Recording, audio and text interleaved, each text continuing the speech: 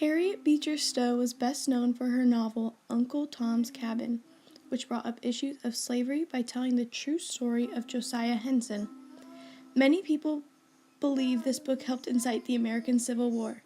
Stowe was very involved in controversial topics at the time, including the abolitionist and the women's suffrage movement. Uncle Tom's Cabin's strong Christian message reflected Stowe's belief that slavery goes against the Christian belief. In its first year, it sold 300,000 copies in America and over 1 million copies in Britain. Its characters and their daily experiences made people uncomfortable as they realized slaves had families and hopes and dreams like everyone else, yet were considered as property and were exposed to terrible living conditions and violence. It made slavery personal, relatable, and real to people who thought of it as Southern assets.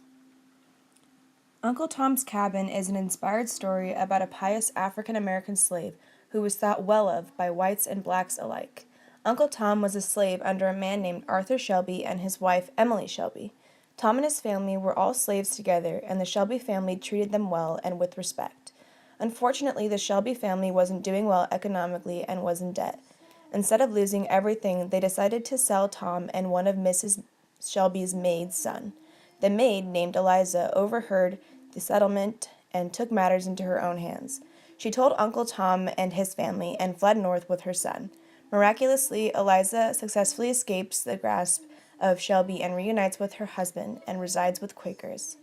Uncle Tom was not as lucky. He was sold to a man named Augustine St. Clair, who has a child named Eva.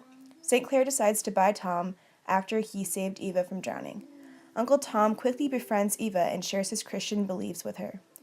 2 years later, Eva becomes very ill and dies, and St. Clair decides to free the slaves there, including Uncle Tom, but dies before he was able to sign the papers. He is then sold to a man named Simon Legree, where he meets new slaves and want to try to escape.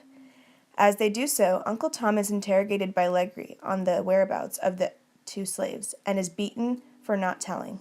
In the end, Uncle Tom dies, while George Shelby was on his way to the plantation to buy him back.